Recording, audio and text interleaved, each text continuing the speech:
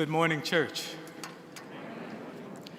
Well, first, just let me thank the dean and the staff for the invitation to be here on this day, on this Transfiguration Sunday, which is always a pivotal day in the life of the church as it winds down the season after the Epiphany and also begins to point the way towards Ash Wednesday and the season of Lent, when Jesus begins to set his face toward Jerusalem.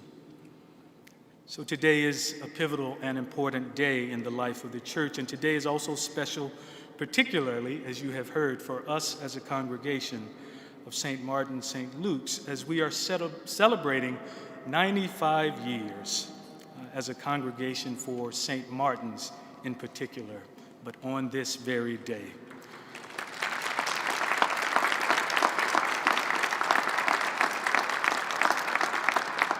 So we're here to give thanks to God, to celebrate the legacy and all that has been, and just as importantly, though, to recommit ourselves to working towards the future that we believe that God has in store for us, and to declare that the things which were being cast down are indeed being raised up, and the things which had grown old are being made new, and to declare ultimately that God is not finished with us yet. So we're grateful to join with you, grateful to be here and to celebrate 95 years of witness and worship. It is good for us to be here. Not long after I moved to New York, my mother reminded me that when I was a child, I would always say, when I grow up, I'm going to move to New York City. Bright lights, big city, that's the place where I want to be. So I'm originally from Tennessee, a smaller town called Jackson to be exact. But that was my great hope when I was a child. So ultimately, I got the chance. I moved here. I got a job. I was working in financial services. I had sort of reached that goal that I had spoken of when I was a child. I had hit the mountaintop, so to speak. Yet after a while, as I was working, I began to realize my work, at least, was not the thing that I saw myself doing for the rest of my life, or even very much longer at that time. Nothing wrong with it, but I just began to realize this was not for me. So long story short, I cut bait. I ran. I got out of there. And I found myself, lo and behold, one day, studying Spanish in Costa Rica. And so I was there to learn the language. I was there getting to know a bit about the people and the culture. And usually I was in class from Monday through Fridays and to the end of the day on Fridays. And that meant oftentimes I missed some of the excursions that the other students were making all over the country. But what missing those excursions allowed me to do was to be in the neighborhood. It was to be around as the people of the neighborhood were walking by. And so when they were walking by, they would see me on the porch studying or reading or writing or whatever it was, and they would just begin speaking to me. And eventually they just started grabbing me and saying, hey, let's go here, let's go there. I'm going to pick up something from my mom. Come and go with me. Come and see this particular site you have not seen before. And all of that was amazing. It was wonderful. Because ultimately, I was no longer feeling like a foreigner from out of the country, but I was beginning to feel like someone who was a member of the community because of the way that they were welcoming me in to their homes and into their lives. So it felt amazing. And really, it felt like it was the first time that all of me, or at least a significant portion of me, was actually being tapped into and called out. And so it was wonderful, and after I began to get my confidence up, I started saying, it's good to be here. It's not too bad being here. Maybe I should just stay here for a while longer, make a home. This feels like it was a high point, a sort of mountaintop moment, at least at that point in my life. And so I was saying, maybe there's no real reason to go back to that other life. Maybe no real reason to do that anymore because it is good to be here. I wonder if that's a little bit of how Peter, James, and John felt when they were on the mountain with Jesus. I mean, have you ever had that kind of experience before? Where there was something that happened that was so good that you didn't want it to end? Not something that you thought, well, it'd be good if I can do it again, but no, something that you wanted to make permanent in your life. You did not want it to stop. I wonder if that's how they felt when they were on the mountain with Jesus. And mountains, we know of, are really important in the biblical literature. Mountains, even from Moses all the way to Martin King, have always been places of sacred import and divine encounter. Just like we heard in the reading from Exodus this morning, where Moses was called up the mountain by God to go and meet God and to receive his own divine assignment. Mountains tend not to be ordinary places, but places that people ascend to receive an extraordinary revelation of God and to learn more even about themselves. Mountains are these elevated places that can allow you the perspective to see things that you cannot see from the ground level. Certainly there are times when you need to be up close and personal to understand what's going on and to see what's really happening. But sometimes you need that distance. You need the higher view really to see the full and the better picture. So there they were on the mountain with Jesus, when also Moses, the lawgiver, and Elijah, the great prophet, appeared with him. And when Jesus' face began to show like the sun and his clothes became dazzling and brilliant, and they revealed something new, something different about Jesus' very essence that these disciples had never ever experienced before. Jesus was transfigured. Trans is a prefix which can mean across or beyond or even another side of. That's what they were seeing with Jesus, something across perhaps or beyond what they could normally see when they saw him. A whole other side of who he was being opened up to them in that moment. Something that excited and opened up something within themselves, perhaps, which is what caused Peter to say, "Lord, it is good for us to be here.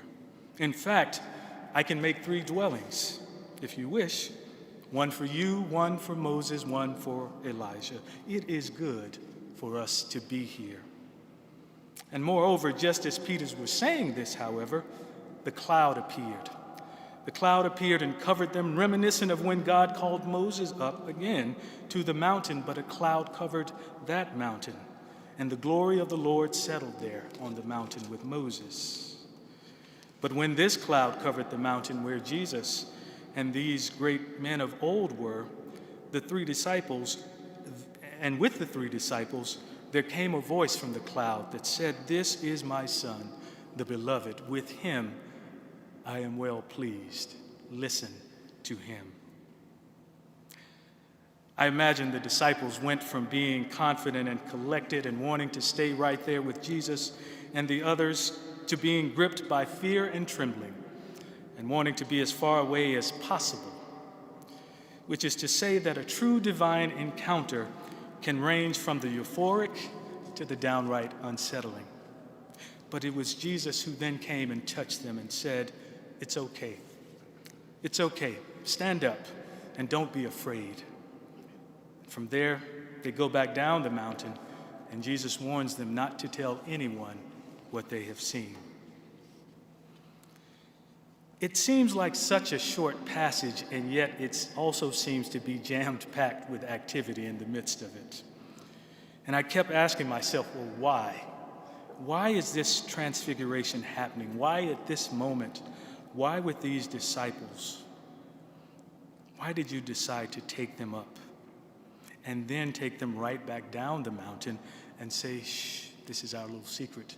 Don't tell anybody what you've seen"? I kept waiting to no avail for Jesus to come down and tell me what was going on. He didn't. But eventually, as I kept thinking about it, I realized that there were 3 words that I had not paid much attention to. 3 words in this very passage that I had basically skipped over, and they were the 3 words that began this passage. 6 days later. 6 days later. The story of the Transfiguration happened 6 days later, 6 days after something. Well, 6 days after what becomes the question.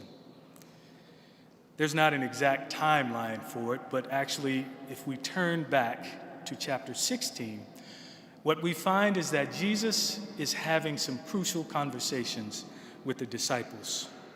Jesus is there in the region of Caesarea Philippi, and he gets straight to the matter with those disciples because he asks them, "Who do people say that the Son of Man is?" And you recall the answer. Some say John the Baptist, some say Elijah, still others say Jeremiah, and some say the prophets, one of the prophets. And hearing this, Jesus then says, well, who do you say that I am? And Peter, without missing a beat, jumps right in and says, "You are the Messiah, the Christ, the Son of the living God." Jesus responds, "Blessed are you, son of Jonah, because flesh and blood did not tell you this or did not reveal this to you, but my Father who is in heaven." I can imagine again that the disciples are probably in a state of bliss in this moment because Jesus has now come out and admitted that's who he is, that he is the Messiah. They are in a state of bliss until Jesus then goes on to describe to them what it means for him to be the Messiah, until he began to tell them what his messiahship looked like and how it would differ from the prevailing ways of the world, until Jesus began to describe how his messiahship would not be a messiahship of domination and oppression, how his would not be one that leads to subjugation and death, but one whose purpose is to liberate and lead the way to life, how his messiahship would not be enforced under the knee of state violence, taking its victims' breath away and having them ask, even in their last breath, "What did I do wrong?" How his messiahship would not be about suppressing the history of one group to make other groups feel comfortable that they are not somehow being replaced. And how his messiahship was ultimately about love. Love for everybody and love for everybody's body, no matter its shade, no matter how it self-identified, and what other body that body chose to love. His messiahship was and is to be a moral and ethical imperative of love, to set the people free, truly free. Freedom. That's what God has intended for each of us. That's what we all really long for, is freedom. A sense of peace, a sense of love, a sense of freedom. That's what we want.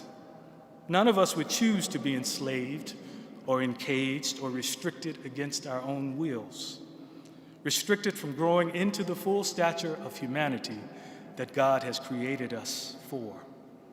God-given freedom is what we want and even what we need to flourish as humans.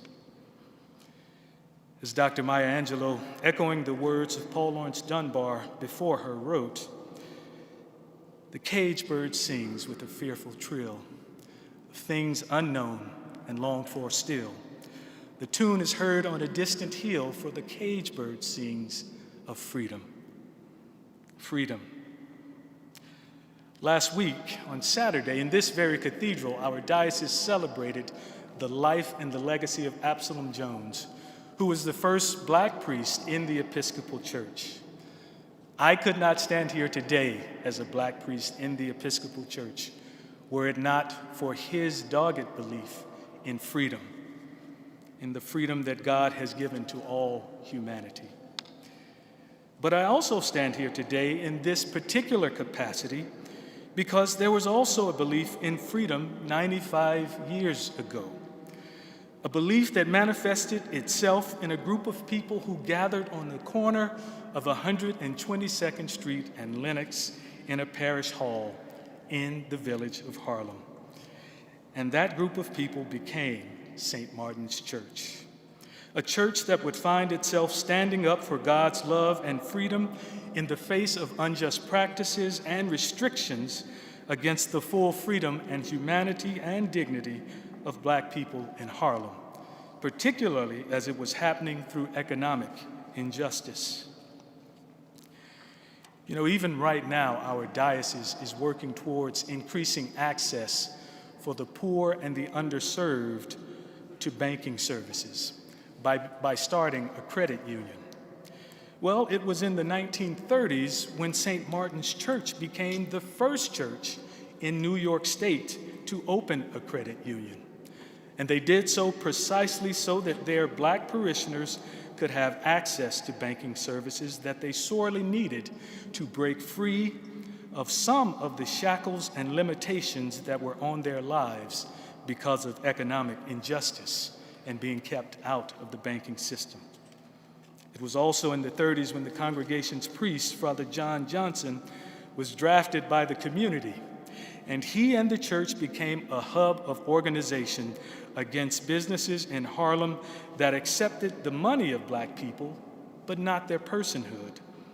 And they would not hire them to work in meaningful positions in their own neighborhoods. Freedom is what they were fighting for. Freedom, God's freedom. Loosening the chains of oppression that come along with poverty and discrimination, whether it be individual members of the community or the surrounding conditions of the neighborhood in which the church was to be found. That is what St. Martin's has witnessed to these 95 years. And so we celebrate and affirm that which has happened, even as we continue to discern the next chapter in God's story of love and freedom for us. But back to the disciples. Freedom and freedom songs are surely what those disciples had been singing, and those songs probably grew even stronger when Jesus seemed to admit to being the Messiah. They probably grew stronger until Jesus told them that he would not be like the Messiah that they had hoped for. I imagine they then put those freedom songs on pause for a while. If not then most assuredly and especially when Jesus took it one step further. You see, after Jesus described his messiahship, he then told the disciples if they or anyone wanted to follow him and be a part of his messiahship, it was going to be costly. Because that's when Jesus said to them, "Whoever wants to be my disciple must deny themselves. They must deny themselves and take up their cross and follow me. For whoever wants to save their life will lose it, and whoever loses their life for my sake will find it. What good will it be for someone to gain the whole world, yet forfeit their soul? Or what can anyone give in exchange for their soul?" I can see how it might take 6 days to let all that sink in. Jesus asked that anyone wanting to follow him and be a part of his movement must be prepared to deny themselves, to pick up their cross and to follow him. The cross was a symbol of torture. The cross was a symbol of humiliation. The cross was a symbol of death by public execution, a first-century lynching. The cross kept people in their place. Yet, as Dean Kelly Brown Douglas might also remind us, the cross is also a symbol of solidarity with the crucified peoples of this world. This is what Jesus laid on them 6 days earlier. So what does this mean for us, church? I think it means that if we believe that the transfiguration of Jesus is not only about him and his mission, but also about how we are transfigured in light of his, then the way that we live a transfigured life has to be by following the way of the cross. It has to be. It means that the way that we do our part to transfigure our lives and our world, to show beyond what is normally seen and ultimately reveal, God's great intent and purpose for this world. The way that we do that is by intentionally following in the footsteps of the crucified one. Some of you may have seen Wakanda Forever, the latest installment of the Black Panther movie series. And if you have, you know that there is a new Black Panther now. Princess Shuri has now become the Black Panther, and she has been forced to take on this mantle for the protection and for the sake of her people. She has also been forced to take her people into battle against another nation that is fighting for its own survival. Now, during the battle, in the big battle scene, she leaves the big battle for a one-on-one against the leader of this other nation, whose name is Namor. And at one point during this combat with Namor, Shuri gains the upper hand. And she has been filled with rage and anger against him this whole time because Namor took out her mother. But in this pivotal moment, when she has the upper hand and she's holding a spear over him, about to take the blow, she hears her mother's voice. She hears her mother crying out to her, "Show him who you are." In this moment, when she has a chance to do the worst to him, to exact vengeance on him, and perhaps even become his next victim if he regains the upper hand, her mother says to her, "Show him who you are." And so in this moment, instead of taking his life, she offered him and his people another chance at life. Church, on this day of Transfiguration, and of the celebration of 95 years for our church, St. Martin's, Jesus is calling us to show the world who we are. Not a perfect people, but a transfigured people, trying our best to lead transfigured lives. And how do we do that? By resisting the comfort of complacency, by sowing the seeds of that which can grow strong enough to sweep away white or any other kind of supremacy that is not about the supreme love of God for all humanity, even and especially when it means facing ourselves and those whom we love or call friends, by giving encouragement and hope to those for whom hope unborn has died, those that still all too often end up following the road to self-destruction, by never stopping wholehearted striving to create and recreate structures in our society that support and undergird the least and the left out of society, to bring dignity and wholeness as opposed to destruction and waste, by standing in solidarity with those who are suffering, and by being a perpetual balm in Gilead for those who are brokenhearted. The exact ways that we do that, I'm sure we will have great debate about. Nevertheless, this is our charge. Not to stay on the mountain, but to catch a glimpse of the transfiguration of Jesus, that he might transfigure us and send us back down the mountain to do the work that we have been given to do. The courageous work of transfiguring our world, because when we reach this state of transfigured life for ourselves and for our world, it will certainly lead all of us to say, surely it is good for us to be here. In the name of God, amen.